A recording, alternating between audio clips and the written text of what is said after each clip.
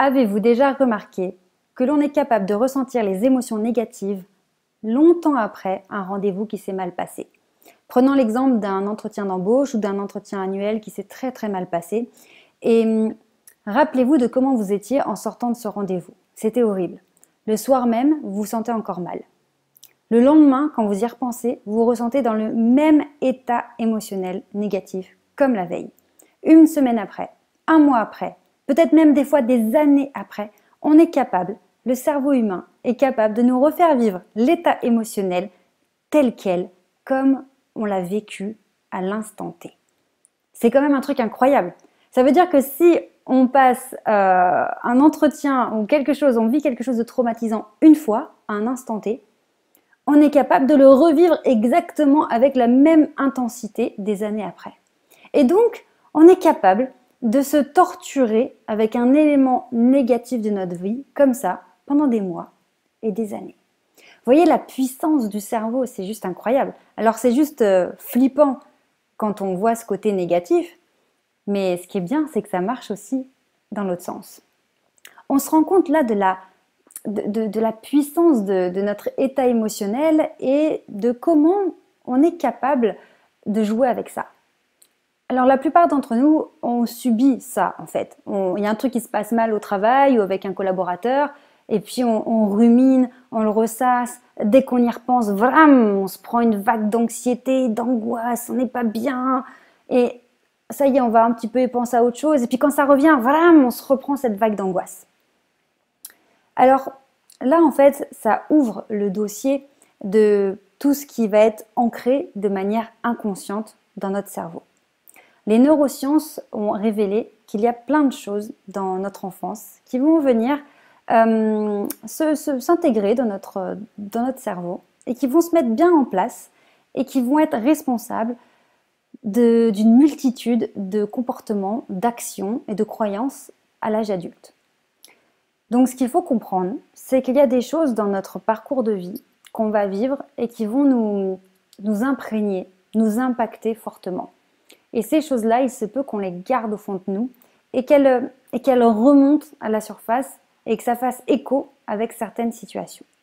C'est pour ça que parfois, on va avoir peur dans certaines situations, on va réagir d'une certaine manière, on va toujours réagir de la même manière, on va toujours attirer le même genre de personnes et on ne sait pas pourquoi. On va se dire qu'on n'a pas de chance ou qu'on est bizarre ou ça nous passe au-dessus. Les neurosciences, en fait, elles nous révèlent qu'on a des comportements, des choses qui sont restées vraiment ancrées dans notre cerveau inconscient et voilà, on n'en a pas conscience. Et donc c'est juste que c'est totalement déstabilisant, mais la bonne nouvelle, c'est qu'on peut travailler là-dessus. Si vous pensez que vous êtes nul à l'oral, que vous êtes nul en prise de parole, je vous dis ça parce que ma chaîne YouTube traite beaucoup de ce sujet, il se peut que ce soit mal passé il y a très longtemps, que vous soyez senti très ridicule ou rabaissé lorsque vous avez pris la parole en classe quand vous étiez gamin. Ou peut-être que chez vous, il n'était pas question de vous exprimer, vous n'aviez pas l'occasion de vous exprimer au sein de votre famille, dans la fratrie, avec vos parents, peu importe en fait. Il se peut qu'il y ait des choses qui se soient accumulées et qui fait qu'à l'âge adulte, ça devienne une véritable angoisse de donner votre avis, de vous positionner, de vous exposer comme ça et vous ne savez pas vraiment pourquoi, mais c'est juste difficile pour vous. Si on prend le cas d'une personne qui aurait eu une enfance où elle a fait du théâtre, des expressions dans des domaines artistiques où l'on s'exprime beaucoup, une personne qui aurait été dans une famille où on a l'habitude de prendre la parole, de donner son avis, etc., etc., cette personne-là, pour peu qu'elle ait une personnalité très extravertie, etc., elle arrive à l'âge adulte, au sein de son entreprise, elle n'aura pas de difficulté à donner son avis en réunion, à dire ce qu'elle pense, à dire qu'elle n'est pas d'accord, parce qu'elle aura une liberté d'expression vraiment développée. Elle n'aura pas de freins comme d'autres pourraient avoir, des freins qui viendraient de l'enfance ou d'autres événements dont on n'a plus conscience. Donc si aujourd'hui, c'est difficile pour vous de prendre la parole, de donner votre avis, de faire que votre parole et que votre opinion aient du poids, mais il y a peut-être quelque chose qui, dans le passé, vous a un petit peu refroidi avec ça. Mais c'est pas grave. La bonne nouvelle, c'est qu'on peut totalement travailler dessus. La première chose, moi, ce que je fais avec mes clients, c'est que je leur donne des techniques, des conseils pratico-pratiques. Ok, on répond ça, on dit ça, on se positionne comme ça, voilà ce qu'on fait dans ce cas-là. Ok, ça c'est des conseils très techniques que vous retrouverez sur ma chaîne, donc pensez bien à vous abonner à la chaîne et à cliquer sur la cloche de notification. Mais au-delà de ça, là dans cette vidéo, je vous parle des blocages inconscients, des trucs dont on n'a pas le contrôle.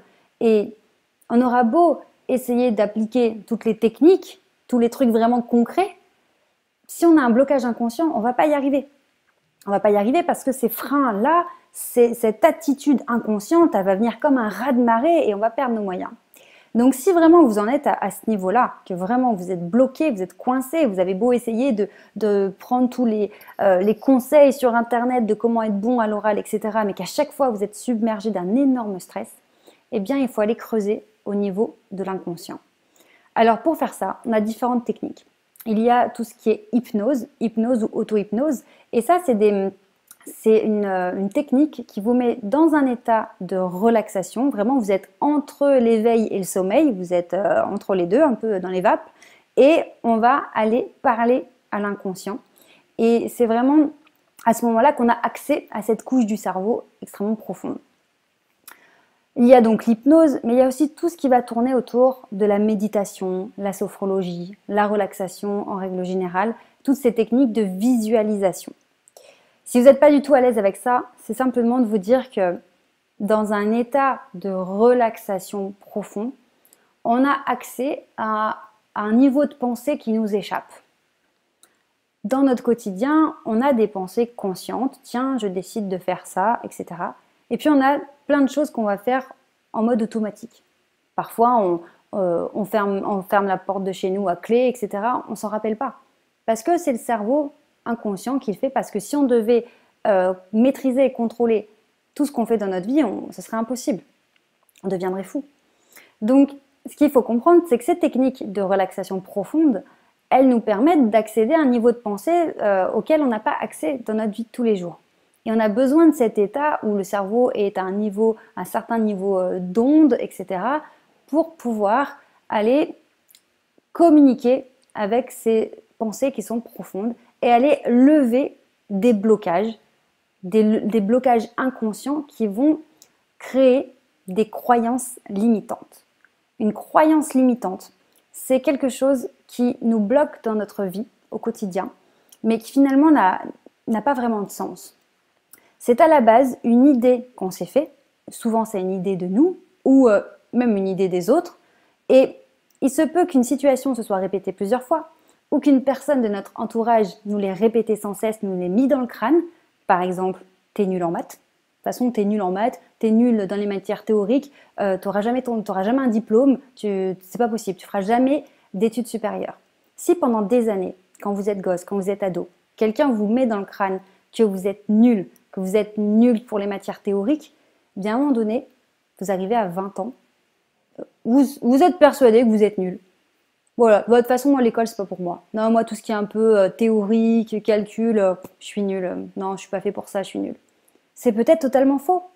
C'est peut-être que cette idée que vous avez eue plusieurs fois dans le crâne, cette idée est devenue tellement évidente, elle a tellement pris de la place, que d'une idée, elle s'est transformée en croyance. Mais comme cette croyance est fausse et qu'elle vous empêche de faire des choses, peut-être que vous seriez parti dans des études, peu importe, vous seriez parti à l'aventure dans des études, dans des trucs plus théoriques parce que ça vous intéresse, mais cette fausse croyance va vous limiter et va vous empêcher de faire ce que vous auriez aimé faire à la base. C'est donc une croyance limitante.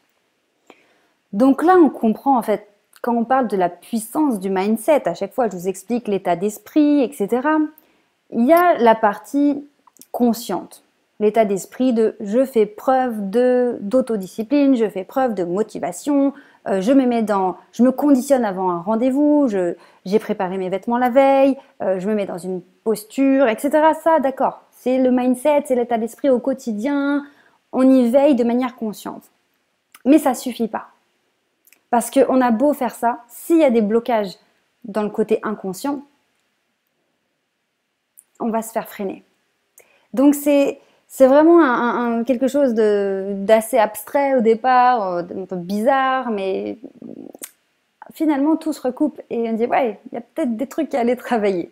Donc, ne serait-ce que même pour votre stress au quotidien, je vous invite vraiment à prendre un temps de relaxation, soit avec un thérapeute, un hypnothérapeute, un sophrologue, si vous avez du mal à le faire tout seul, soit simplement en écoutant des musiques relaxantes ou même des méditations guidées. Vous pouvez trouver ça sur YouTube de manière très facile.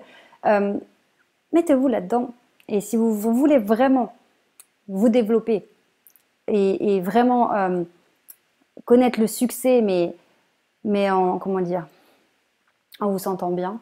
Je crois que c'est le principal en fait. Vraiment, je vous invite à essayer de faire ça.